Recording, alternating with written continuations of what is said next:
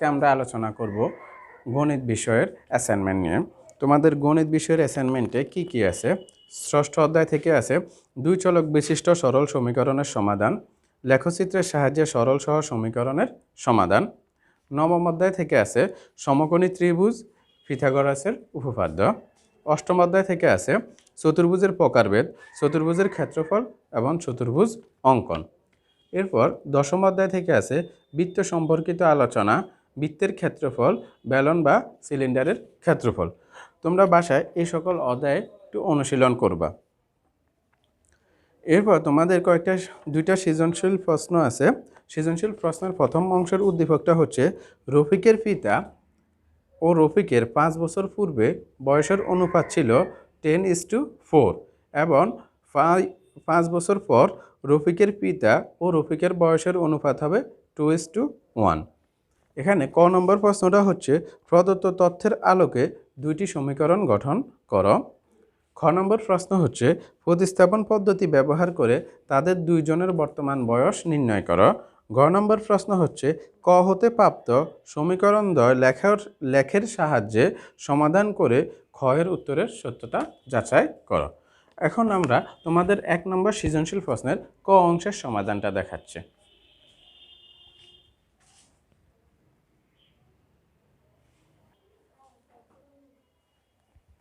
সুপ্রিয় শিক্ষার্থীরা, আমাদের এখানে 1 নম্বর প্রশ্নের ক অংশের যে সমস্যাটা ছিল সেখানে বলা আছে প্রদত্ত তথ্যের আলোকে দুইটি সমীকরণ গঠন করো। আমাদের দেওয়া আছে রফিকের পিতা এবং রফিকের 5 বছর পূর্বে বয়সের অনুপাত ছিল 10:4 এবং 5 বছর পরে রফিকের পিতা ও রফিকের বয়সের অনুপাত হবে 2:1। দেখো এখানে 5 বছর পূর্বে এবং 5 বছর পরে দেওয়া আছে, তাহলে আমরা বর্তমানটা ধরে নিতে হবে। যেহেতু বর্তমানটা দেওয়া নেই, আমরা লিখব যে মনে করি পিতার বর্তমান বয়স x বছর, পুত্রের বর্তমান বয়স y বছর। 5 বছর পূর্বে পিতার বয়স ছিল, যেহেতু 5 বছর পূর্বে বলছে, যেমন মনে করো তোমার এখন বয়স হচ্ছে 15 বছর। আমাদেরকে যদি বলো 5 বছর পূর্বে তোমার বয়স কত ছিল, তাহলে আমরা এখানে 15 থেকে 5 বিয়োগ করলে কত হবে? 10 বছর। মানে 5 বছর পূর্বে তোমার বয়স ছিল কত বছর? 10 বছর। আবার এখন তোমার বয়স বা বর্তমানে তোমার বয়স 15 বছর। যখন বলবে যে 5 বছর পরে তোমার বয়স কত, তখন আমরা 15-এর সাথে 5 যোগ করব, তখন আমরা বলবো যে 20 বছর। এখানে অনুরূপভাবে যেহেতু বলছে 5 বছর পূর্বে পিতার বয়স, তাহলে আমরা লিখবো x-5 বছর এবং 5 বছর পূর্বে পুত্রের বয়স, যেহেতু পুত্রের বর্তমান বয়স y, তাহলে y থেকে 5 বিয়োগ করব, y-5 বছর। আবার 5 বছর পর পিতার বয়স হবে, আমরা যেহেতু বর্তমানে x এর সাথে কত যোগ করব? 5 যোগ করব, তাহলে হবে x+5 বছর এবং 5 বছর পর পুত্রের বয়স হবে, যেহেতু বর্তমানে y, তাহলে y এর সাথে 5 যোগ করব, y+5 বছর। এখন বলছে আমাদের 5 বছর পূর্বে বয়সের অনুপাত ছিল 10:4। দেখো 5 বছর পূর্বে পিতার বয়স হচ্ছে x-5, পুত্রের বয়স হচ্ছে y-5। এই দুইটা জিনিসের অনুপাত হবে 10:4। দেখো x-5 y-5 10:4। এখন আমরা অনুপাতের প্রথম রাশিকে ভগ্নাংশ চিহ্নের উপরে এবং পরের রাশিকে ভগ্নাংশ চিহ্নের নিচে লিখলে পাই x-5 ডিভাইড বাই y-5 10/4। এরপর দেখো এখানে এমন একটা সংখ্যা আছে যেটা দিয়ে আমরা 4 and 10 দুইটাকে ভাগ করতে পারি, সেটা হচ্ছে 2 দিয়ে আমরা যখন 4কে ডিভাইড করব সেখানে হচ্ছে কত? 2 দিয়ে যখন আমরা 10কে ডিভাইড করব সেখানে হচ্ছে কত? 5। এরপরে দেখো আমরা আর গুণন করব এই রাশির সাথে এইটা, এই রাশির সাথে এইটা। যখন আমরা 2-এর সাথে x-5 গুণ করব তাহলে হবে 2 × x-5। এরপরে 5 দিয়ে y-5কে গুণ করব, 5 × y-5। এটা সরল করলে কি হচ্ছে? 2x - 10 = 5y - 25। এরপরে 2x - 5y - 10 + 25, আমরা পুরো রাশিটাকে পক্ষান্তর করে নিয়ে আসছি। এরপরে এটা সরল করলে কি আসছে? 2x - 5y + 15। এটাকে আমরা 1 নম্বর সমীকরণ দিতে পারি, এখানে আর কিছু করা যাচ্ছে না। এরপরে যেহেতু বলছে 5 বছর পর বা 5 বছর পর পিতার বয়স হচ্ছে x+5 এবং 5 বছর পর পুত্রের বয়স হচ্ছে y+5। আবার উদ্দীপকে লেখা আছে 5 বছর পর রফিকের পিতা ও রফিকের বয়সের অনুপাত হবে 2:1। তাহলে x+5 y+5 2:1। অনুরূপভাবে আমরা অনুপাতের প্রথম রাশিকে উপরে এবং পরের রাশিকে নিচে লিখলে পাই x+5 y+5 2:1, 2/1। এটা যখন আমরা আর গুণন করব তখন এক্স প্লাস ফাইভের সাথে 1 গুণ হবে, এটা দেখানোর দরকার নেই। এরপরে 2 সাথে ওয়াই প্লাস 5 গুণ করবো, তখন হচ্ছে কত 2y প্লাস 10। এটাকে আমরা পক্ষান্তর করে লিখতে পারি x is equal 2y plus 10 minus 5। দেখো এখানে আবার সরল করা যাচ্ছে, যেহেতু প্লাস 10 মাইনাস 5 আছে, এটা সরল করলে হচ্ছে কত প্লাস 5। এখন হচ্ছে কি x is equal 2y plus 5, এটা হচ্ছে আমাদের ক অংশের সমাধান।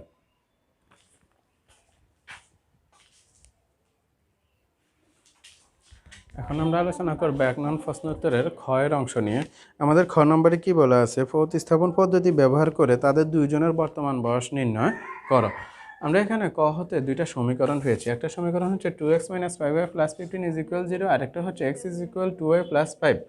এটা দুইটা সমীকরণ। এখন x এর মান আমরা 1 নং সমীকরণে বসিয়ে কি পাই, 2x, 2 এর সাথে এক্সট্রা গুণে আছে, এখন আমরা x এর মানটা গুণ করবো। x এর মানটা কি 2y প্লাস 5, তাহলে 2 into 2y plus 5 minus 5y plus 15, বাকি অংশ যেভাবে ছিল ওইভাবেই লেখা আছে। এরপর এটা যখন আমরা সরল সমীকরণ করব তখন y এর মানটা বের হবে, y এর মানটা কত, y ইজ ইকুয়াল 25।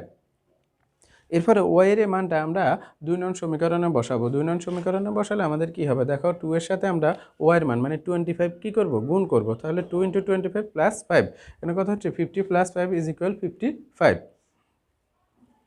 ও এর মানটা হচ্ছে কার বয়স, পিতার বয়স, সরি এক্স এর মানটা হচ্ছে পিতার বয়স। তাহলে আমাদের এখানে এক্স এর মানটা বের হয়েছে মানে কত, 55 বছর বের হয়েছে, 55 ইয়ার্স বা 55 বছর। আর ও এর মানটা হচ্ছে 25 বছর, ও এর মানটা হচ্ছে পুত্রের বয়স। তাই আমরা লিখবো যে পিতার বর্তমান বয়স 55 বছর এবং পুত্রের বর্তমান বয়স 25 বছর। এরপর 1 নং প্রশ্নের গ অংশে কি বলা আছে, 1 নম্বর প্রশ্নের গ অংশে বলা আছে ক হতে প্রাপ্ত সমীকরণ দ্বয় লেখের সাহায্যে সমাধান করে ক্ষয়ের উত্তরের সত্যতা যাচাই করো। আমরা ক হতে যে সমীকরণগুলো হয়েছি, এখানে ক নম্বরের মধ্যে দুইটা সমীকরণ, একটা হচ্ছে 2x মাইনাস 5y প্লাস 15, এটাকে আমরা লিখতে পারি যে x is equal 5y minus 15/2, এবং আরেকটা সমীকরণ ছিল x is equal 2y plus 5, আমরা এটাকে লিখতে যেভাবে আছে ওইভাবে লিখছি। এখন দেখো সমীকরণ 3 ও 4 হতে y এর ভিন্ন মানের জন্য x এর প্রাসঙ্গিক মান নির্ণয় করি। এখানে আমরা x ও y এর মান দেখালাম। দেখো আমরা y এর মান 1 ধরলে কত হচ্ছে, x এর মান হচ্ছে -5, y এর মান 9 নিলে কত হচ্ছে, x এর মান 15, y এর মান যখন আমরা 25 নিব তখন x এর মান কত হচ্ছে 55।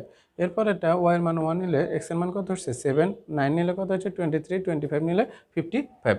অতঃপর -5 1, এই যে দেখো -5 1, 15 9, 55 25 বিন্দুগুলো স্থাপন করি, চক্রাগজ স্থাপন করি এবং সরল রেখা অঙ্কন করি। আবার 7 1, 23 9, 55 25 বিন্দুগুলো আমরা লেখচিত্রে স্থাপন করে আরও একটা সরল রেখা অঙ্কন করি। আচ্ছা এখন আমি তোমাদেরকে লেখচিত্রটা দেখিয়ে দিচ্ছি।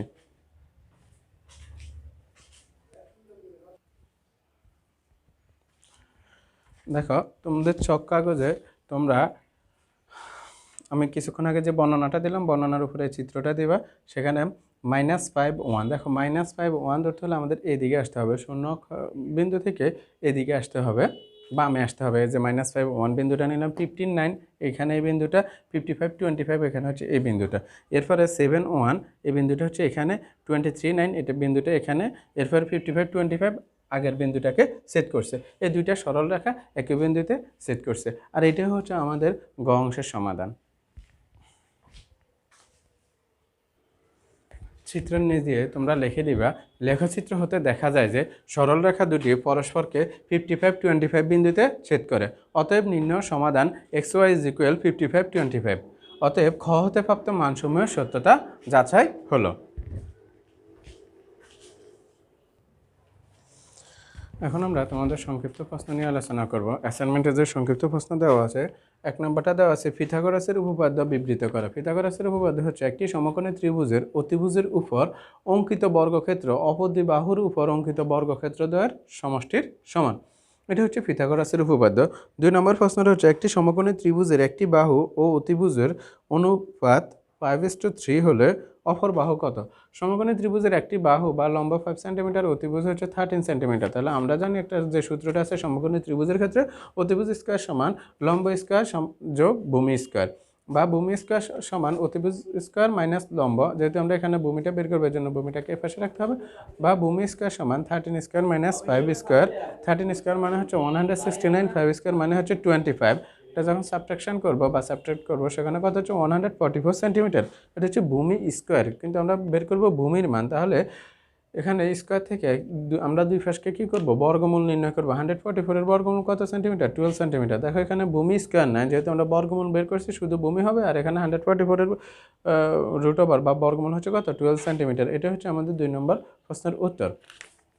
3 নম্বর প্রশ্নটা বলা আছে, কোনো ত্রিভুজের 3টি বাহুর দৈর্ঘ্যের অনুপাত এমনভাবে লেখো যা দ্বারা একটি সমকোণী ত্রিভুজ আঁকা সম্ভব। কোনো ত্রিভুজের বাহু 3টির দৈর্ঘ্যের অনুপাত 3:4:5 হলে বাহু 3টি দ্বারা একটি সমকোণী ত্রিভুজ আঁকা সম্ভব হবে। সংক্ষিপ্ত প্রশ্ন ক এর 4 নম্বর প্রশ্নটা হচ্ছে, এবিসি ত্রিভুজে AB square is equal BC square plus CA square হলে কোন কোনটি সমকোণ হবে। এবিসি ত্রিভুজে AB square is equal BC square plus CA square, তাহলে পিথাগোরাসের উপপাদ্য অনুসারে আমরা কি পাই, অতিভুজ স্কোয়ার সমান লম্ব স্কোয়ার যোগ ভূমি স্কোয়ার। তুলনা করে আমরা কি পাই, অতিভুজ হচ্ছে এবি, লম্ব হচ্ছে বিসি এবং ভূমি হচ্ছে কি সিএ। অতিভুজ এবি এর বিপরীত কোণ, অতিভুজ এবি এর বিপরীত কোণ অর্থাৎ এ সি বি কোণটাই হচ্ছে সমকোণ। এটা হচ্ছে সংক্ষিপ্ত প্রশ্ন 4-এর সমাধান। এখন আমরা তোমাদের সংক্ষিপ্ত প্রশ্ন ক্ষয়ের অংশগুলো নিয়ে আলোচনা করি। খ অংশের 1 নম্বর প্রশ্নটা হচ্ছে, আয়ত এবং আয়তক্ষেত্রের মধ্যে পার্থক্য। যে চতুর্ভুজের বিপরীত বাহুগুলো সমান ও সমান্তরাল এবং প্রত্যেকটি কোণের সমকোণ তাকে আয়ত বলে, অপরদিকে আয়তের সীমাবদ্ধ ক্ষেত্রকে আয়তক্ষেত্র বলে। 2 নম্বর প্রশ্ন হচ্ছে, ট্রাপিজিয়ামের ক্ষেত্রফল নির্ণয়ের সূত্র কি। ট্রাপিজিয়ামের ক্ষেত্রফল নির্ণয়ের সূত্র হচ্ছে সমান্তরাল বাহুদ্বয়ের সমষ্টির গড় গুণ উচ্চতা। 3 নম্বর প্রশ্নটা হচ্ছে, গণক আর ঘনবস্তুর মধ্যে পার্থক্য কোথায়। যে সকল বস্তুর দৈর্ঘ্য প্রস্থ উচ্চতা আছে তাদেরকে ঘনবস্তু বলে, আবার যে সকল বর্গাকার ঘনবস্তুর মোট 6টি পরস্পর সমান বর্গাকার পৃষ্ঠ বা তল আছে তাদেরকে, যাদের প্রত্যেকটি একটি বর্গক্ষেত্র এবং পরস্পর বিপরীত পৃষ্ঠদ্বয় সমান্তরাল, তাকে বর্গাকার ঘনবস্তু বা গণক বলে।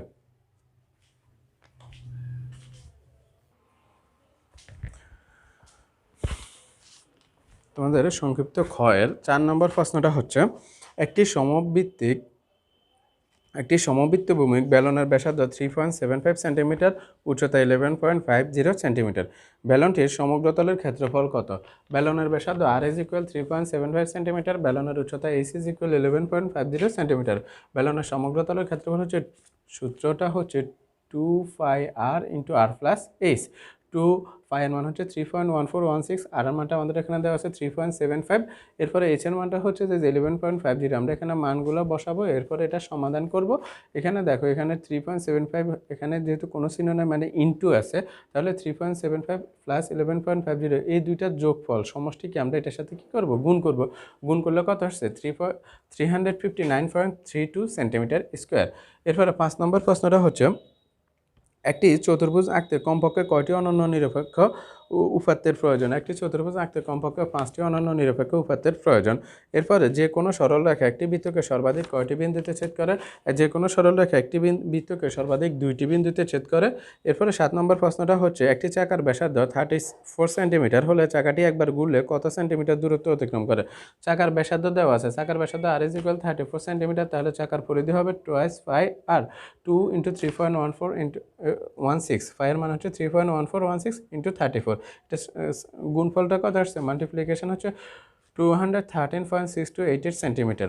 যেহেতু চাকাটি একবার ঘুরলে তার পরিধি সমান দূরত্ব অতিক্রম করে, অতএব চাকাটি একবার ঘুরলে 213.6288 সেন্টিমিটার দূরত্ব অতিক্রম করবে। এটি হচ্ছে চাকার পরিধি।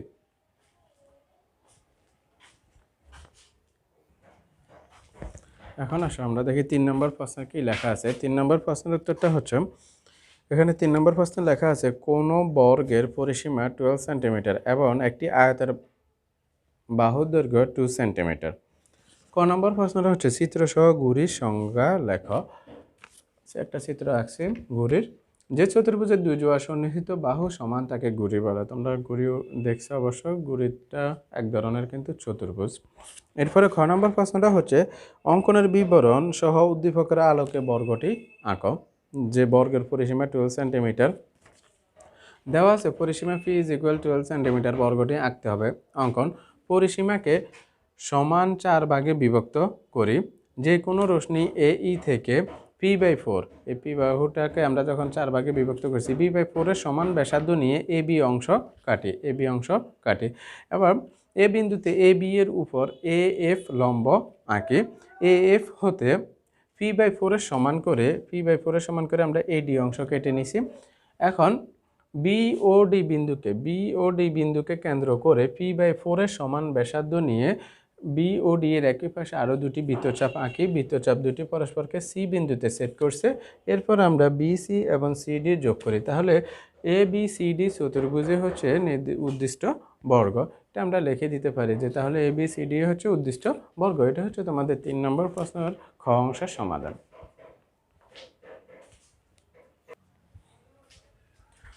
এরপর আমাদের গ অংশে কি বলা আছে? গ অংশে বলা আছে খতে অঙ্কিত বর্গের কর্ণকে উদ্দীপকের আয়তের কর্ণ ধরে আয়তটি অঙ্কন করো, অঙ্কনের বিবরণ সহ। খ হতে অঙ্কিত বর্গের কর্ণ যা আয়তের কর্ণ, এই আয়তের বাহুর দৈর্ঘ্য হচ্ছে বি। অঙ্কন যে কোনো রশ্মি হতে বি এর সমান করে আমরা এ বি অংশ কেটে নিই। এ বিন্দুতে এ বি এর উপর এ এফ লম্ব আঁকি। আবার বি বিন্দু হতে এ এর সমান ব্যাসার্ধ নিয়ে একটি বৃত্তচাপ আঁকি, যা বৃত্তচাপটি এ এফকে ডি বিন্দুতে ছেদ করছে। তাহলে আমরা কি করব? এখন এ ও ডি বিন্দুকে কেন্দ্র করে যথাক্রমে এ বি এর সমান ব্যাসার্ধ নিয়ে বি এ ডি এর কোণের অভ্যন্তরে আরও দুটি বৃত্তচাপ আঁকি। বৃত্তচাপ দুটি পরস্পরকে সি বিন্দুতে ছেদ করছে। এই যে সি বিন্দুতে ছেদ করছে। তাহলে এ বি সি ডি হচ্ছে উদ্দিষ্ট আয়ত। সুপ্রিয় শিক্ষার্থীরা, তোমাদের অষ্টম শ্রেণীর ষষ্ঠ সপ্তাহের গণিত অ্যাসাইনমেন্ট ক্লাস এখানে সমাপ্ত হচ্ছে।